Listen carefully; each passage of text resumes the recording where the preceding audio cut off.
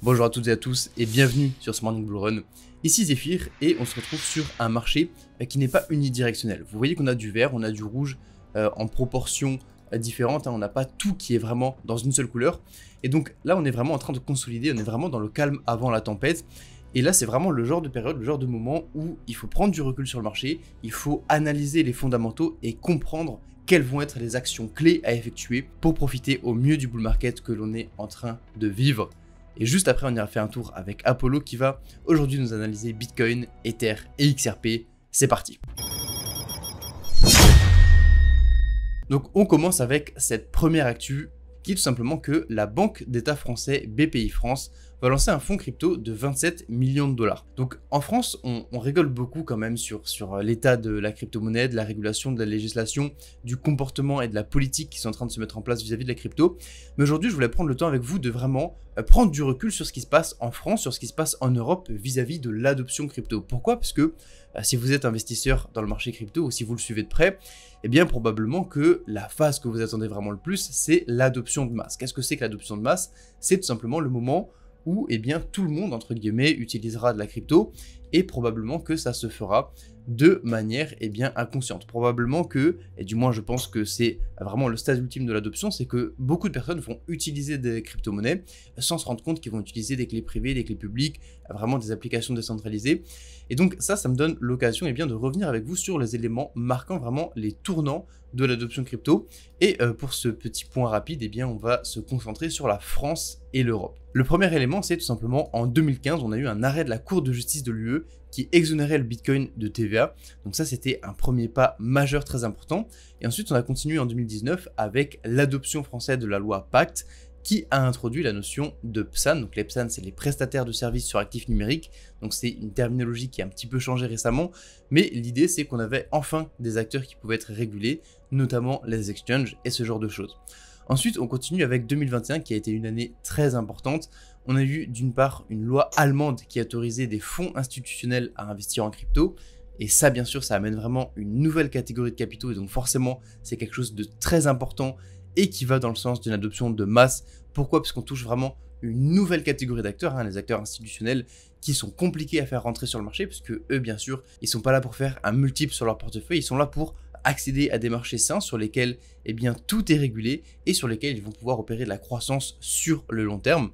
Et ensuite, qu'est-ce qu'on a eu ? Eh bien, on a eu la première intégration des cryptos sur une application de paiement grand public. Donc ici, je pense à Lydia. Lydia qui est une application pour pouvoir échanger de l'argent tout simplement assez facilement. Une application qui est beaucoup utilisée, qui s'est très bien démocratisée. Et donc ça permettait vraiment au grand public d'avoir accès facilement à la crypto. Ensuite, en 2023, on a eu d'autres règles qui ont continué à faire avancer cette adoption. Donc on a eu le cadre de réglementation MiCA qui est extrêmement important en France, mais surtout en Europe. Et donc ce cadre MiCA va vraiment permettre à beaucoup d'acteurs, et notamment beaucoup de cryptos, de pouvoir opérer de manière légale et régulée. On a également eu le Travel Rule. Donc le Travel Rule, c'est tout simplement la demande aux acteurs qui fournissent des services transfrontaliers entre les pays d'Europe de collecter certaines données et de les fournir aux autorités compétentes, tout simplement pour lutter contre le financement du terrorisme et le blanchiment d'argent. C'est souvent les mêmes choses qui reviennent. Donc vous voyez que quand même, mine de rien, même si on rigole beaucoup de la France, même si on voit qu'on est en retard par rapport à beaucoup d'autres pays et qu'en Europe, on a beaucoup de difficultés, parce que si vous voulez, en Europe, donc il y a l'Europe qui est là, mais au sein de l'Europe, il y a plusieurs pays. Et donc il faut se conformer à la fois aux règles de l'Europe et à la fois aux règles de chaque pays. Donc c'est quelque chose qui est un petit peu compliqué. On est un petit peu sur un puzzle de législation à devoir résoudre. Donc forcément, c'est compliqué, forcément, c'est lent, mais vous voyez que malgré tout, on est quand même en train d'avancer petit à petit. Et on va voir qu'on a quand même de belles choses qui sont en train de se dessiner de ce côté-là. Donc notamment, vous l'avez vu avec cette banque d'État française BPI France qui va lancer un fonds crypto de 27 millions, mais surtout un fonds crypto qui va être vraiment dédié sur des actifs qui vont être liés à la France. Donc vous le voyez ici, des projets blockchain à forte empreinte française. Donc le but, c'est vraiment de mettre en lumière la France par la France. Donc ça, c'est une excellente nouvelle pour notre pays quand même, mine de rien. Ensuite, on a également quelque chose d'assez intéressant qui s'est passé à Francfort, donc en Allemagne, avec tout simplement un bilan, vraiment un état des lieux sur les progrès de la tokenisation. Parce que bien sûr, on a vu ce qui s'est passé historiquement, maintenant la question c'est ok, maintenant qu'on a vu tout ça, qu'on est en train d'avancer, quels sont les enjeux qu'il nous reste à aller chercher pour aujourd'hui, mais aussi et surtout pour demain. Ces enjeux, ils sont nombreux bien sûr, et ils sont dans la continuation de ce qu'on a vu jusque-là. Et donc, vous le voyez ici, hier, on a eu vraiment des experts, des personnes qui sont vraiment très internes à l'écosystème, qui sont réunis à Francfort pour discuter de l'état de la tokenisation dans l'Union européenne. Et ce qu'il en est sorti? Il en est sorti essentiellement deux choses. Vous le voyez ici, c'est à la fois une frustration face au rythme des progrès en Europe. On est vraiment très lent, je vous ai expliqué pourquoi, il y a de l'inertie, ça c'est une notion que je vous répète souvent. On a également, je viens de vous le montrer, un puzzle de législation et de différentes communautés à regrouper et à synthétiser sous une même loi. Mais il y a également, donc malgré cette frustration actuelle, un optimisme important quant aux évolutions à venir.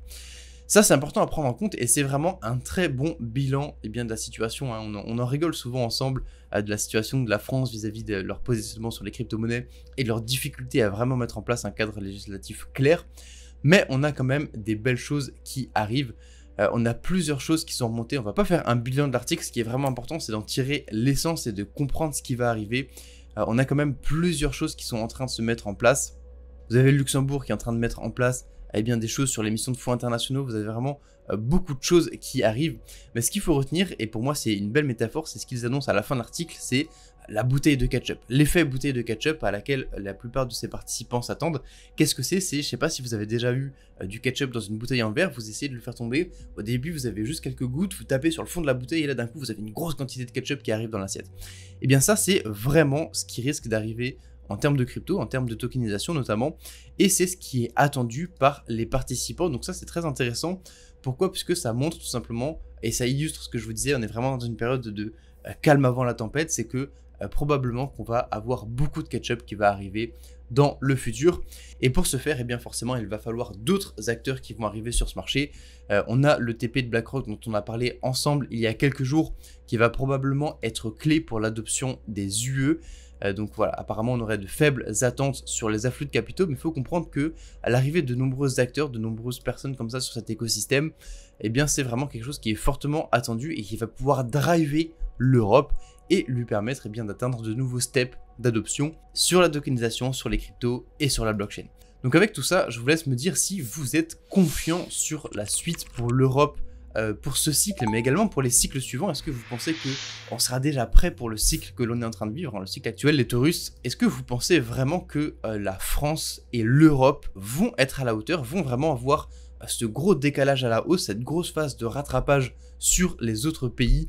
Dites-le moi, est-ce que oui ou non, tout simplement, vous pensez qu'on va pouvoir aller chercher tout simplement une vague importante d'adoption sur ce cycle? Et on continue bien sûr rapidement quand même, parce qu'il faut dire un mot dessus sur nos amis américains qui ont introduit le Stable Act. Donc le Stable Act, qu'est-ce que c'est? C'est arrivé hier. C'est le Stablecoin Transparency and Accountability for a Better Ledger Economy Act. Donc voilà, ils l'ont ironiquement appelé le Stable Act, donc c'est assez intéressant. Ce qu'il faut comprendre, c'est que c'est un acte qui va nous amener pas mal de choses sur les stablecoins. Donc ici, on a Nick Cannon de Gauntlet X6 qui nous a amené plusieurs points clés, qui nous a vraiment sorti les éléments essentiels à retenir de ça. Alors il y en a d'autres bien sûr, mais ici on a quelques takeaways, quelques insights assez intéressants. Première chose, c'est que ne sont pas inclus tout simplement les yield bearing stable, donc les stablecoins qui offrent un rendement natif. Donc ça c'est intéressant et ça montre encore une fois le conflit entre commodities et securities, le fait que justement les securities, donc qui sont les titres financiers qui potentiellement apportent un rendement via le travail d'autres personnes. Encore une fois, c'est un sujet complexe. Je vous invite à aller creuser de votre côté si vous voulez en savoir plus et vous renseigner et prendre du step de votre côté sur ces compétences et sur cette compréhension du marché. Mais vous voyez ici que voilà, on a une prohibition sur le yield, on a vraiment les stablecoins qui offrent un yield natif qui ne sont pas inclus dans cet acte sur les stablecoins. Ensuite, on a tout simplement une approbation sur tout ce qui va être banque qui vont pouvoir émettre des tokens. Donc ça c'est assez intéressant, il y a également d'autres catégories d'acteurs, vous le voyez ici. Donc voilà, émission de stablecoin possible pour les banques, donc ça c'est extrêmement intéressant. Ensuite, justement, ces banques vont devoir avoir une réserve 1 pour 1 en cash, donc essentiellement des treasury bills. Donc les treasury bills, ce sont les bons du trésor américain. Vous voyez qu'ici on est sur des choses plutôt court terme, donc moins de 93 days, donc moins de 3 mois essentiellement, il faut le voir comme ça. Ou d'autres très liquides et assez de sécurité. Et donc ça c'est intéressant, hein. Encore une fois on a les États-Unis qui disent ok, les stablecoins on veut bien, mais pourvu que ça lave la dette américaine et que ça nous aide nous également. Donc ça c'est intéressant. Ensuite on a des standards d'interopérabilité qui vont être requis. Alors bien sûr on a un aspect technologique qui rentre en jeu sur ce genre de choses. On a bien sûr une méfiance vis-à-vis des stablecoins algorithmiques sur 2 ans. Donc voilà, durant 2 ans, ce n'est pas légal de lancer des stablecoins algorithmiques. Donc en fait, tout simplement, il y a eu trop de choses qui se sont passées. On a vu Luna, on a vu vraiment trop de stablecoins algorithmiques qui sont effondrés. Donc ça, forcément, ça crée un risque systémique. Parce que forcément, le but, si c'est de backer la dette des États-Unis, on ne veut pas là-dessus rajouter un risque systémique technologique. Forcément, ce serait contre-productif pour les États-Unis. On a déjà évoqué les enjeux qui sont avec leur dette hier. Je vous invite à retourner sur le banc d'hier si ce n'était pas compris de votre part. Mais voilà, on a quand même des belles choses qui arrivent aussi du côté des États-Unis. Ça, c'est beaucoup moins surprenant que du côté de l'Europe et de la France. Donc, si tout ce genre de sujet vous intéresse, si vous voulez vraiment développer une vision puissante, profonde et avec beaucoup de recul sur la crypto-monnaie, vraiment comprendre dans quel écosystème vous avancez, je vous invite à rejoindre le canal Telegram. C'est le genre de sujet que l'on peut aborder plus en profondeur ou sous un autre angle, ou également partager des projets pépites qui vont vous permettre de vous positionner et de profiter de ces vagues de tokenisation qui vont arriver comme le fond d'une bouteille de ketchup. Ça se passe sur Telegram, c'est le premier lien en description, et on se retrouve directement avec Apollo pour aller faire un point sur les graphes. Et aujourd'hui on va voir donc Bitcoin, Ethereum, mais également XRP. C'était Zephyr, et on se retrouve très bientôt. Bonjour à tous, ici Apollo, j'espère que vous passez un bon début de journée. On n'a pas énormément de mouvements ce matin, donc on va en profiter pour faire notamment un tour sur XRP, puisque vous me l'avez beaucoup demandé dans les commentaires. On fera également la semaine prochaine un tour sur Solana, que vous m'avez également beaucoup demandé.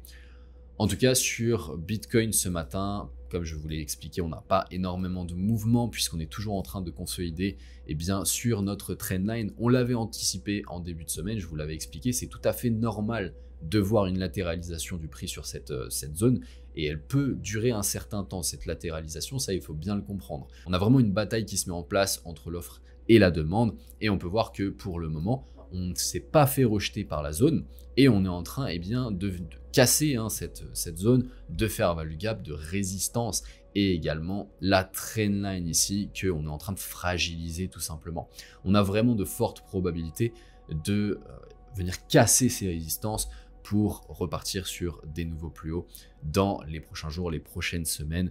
Si jamais on se fait rejeter par la zone, on a en dessous de nous cette première zone de support avec la fair value gap en daily juste ici.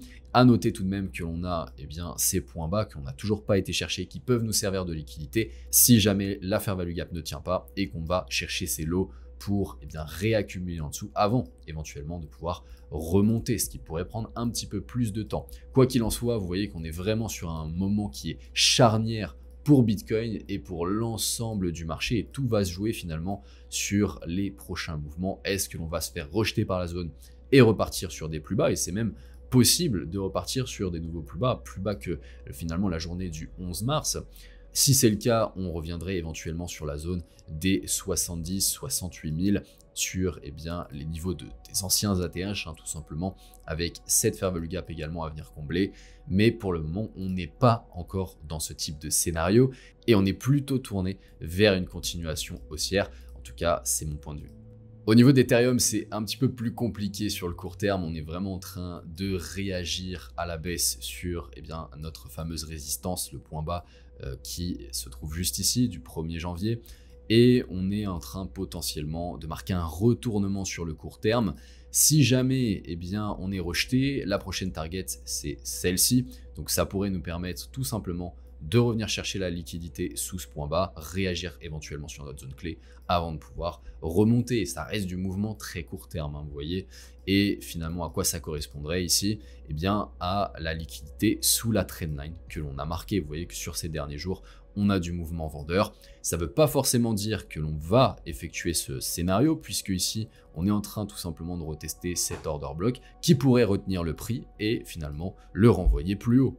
Si jamais cette zone ne tient pas, on pourrait même revenir ici, vous voyez, sur cette zone-ci, à la racine de notre trendline pour aller chercher cette liquidité. Évidemment, ça va être corrélé également à Bitcoin. Si Bitcoin vient casser sa trendline, Ethereum va pouvoir suivre également.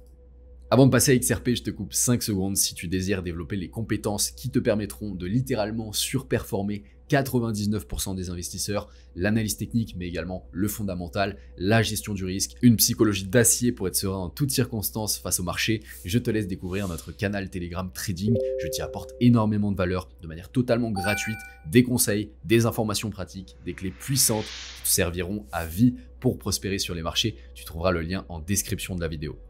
Alors au niveau du crypto market cap hors top 10, on n'a pas énormément de mouvements sur ces derniers jours, mais je vais en profiter pour revenir sur le VWAP que je vous ai partagé justement hier. Si je trace le VWAP à partir du début du cycle haussier, on va pouvoir remarquer que on est en train de retravailler finalement le VWAP, la moyenne, la courbe bleue que vous voyez juste ici qui nous sert de résistance. Donc ça veut dire quoi? Ça veut dire qu'on pourrait être rejeté sur les prochaines semaines et consolider tout simplement, continuer de réaccumuler dans la zone discount en dessous du VWAP. Mais à partir du moment où on va venir casser cette courbe, elle va pouvoir nous servir de support pour repartir sur des nouveaux plus hauts. Donc vous voyez que ça peut prendre un certain temps, ça ne veut pas dire qu'on va prendre autant de temps, mais en tout cas ce que je viens de vous tracer, c'est plutôt cohérent en termes de timing. Maintenant, au niveau de XRP, si on refait le bilan de ce qui s'est passé depuis 2017-2018, on avait cet énorme triangle de compression en sortie du bull run, tout simplement, qui a duré tout de même plusieurs années, de 2018 jusqu'à 2025, du coup, avec donc plutôt 2024, avec le mois de novembre, l'expansion vraiment violente que l'on a eue, qui nous a permis de nous extraire de ce triangle de compression et directement aller target le précédent ATH. Vous voyez qu'on a fait une petite mèche sur ce niveau, on a tout de suite réintégré à l'intérieur du range pour aller chercher notamment cette zone de fair value gap en mensuel et également retester ce précédent plus haut qui était sur ces niveaux-ci. Vous voyez qu'on est en train vraiment de consolider depuis entre ces deux niveaux et on va descendre sur l'hebdomadaire, on va pouvoir remarquer pas mal de choses, notamment que l'on est venu retester plusieurs fois cette zone de déséquilibre qui nous sert pour le moment de support. Et également, j'ai tracé le Fibonacci entre ce plus bas et ce plus haut de structure.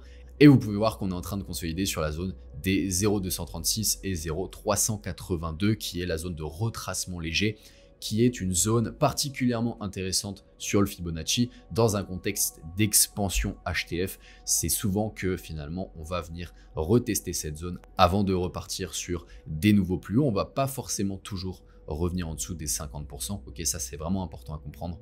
Et si je descends sur le daily, on va pouvoir remarquer cette jolie trendline.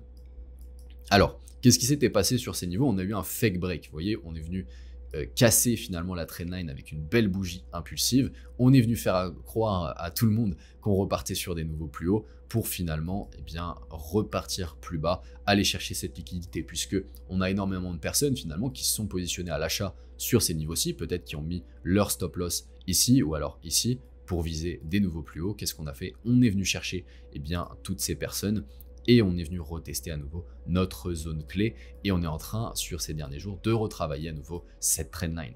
À noter également qu'on a une phase ici de réaccumulation en 1, 2 et 3 qui est plutôt claire et que donc on peut émettre l'hypothèse que ce plus bas, on n'ira pas forcément plus bas puisque c'est ce qu'on appelle un high resistance. Donc même si l'on est rejeté finalement par la trendline, on pourrait venir retester à nouveau le niveau des 0,236 ici avant de pouvoir remonter ou alors directement finalement casser la trendline, notamment si Bitcoin casse la sienne, très probablement XRP suivra. Les Taurus, c'est la fin de ce morning. Laissez un like à la vidéo, abonnez-vous, activez la cloche de notification pour être certain de ne rien manquer des prochains épisodes. Je vous souhaite une belle matinée, je vous dis à la semaine prochaine. C'était Apollo. Ciao, ciao.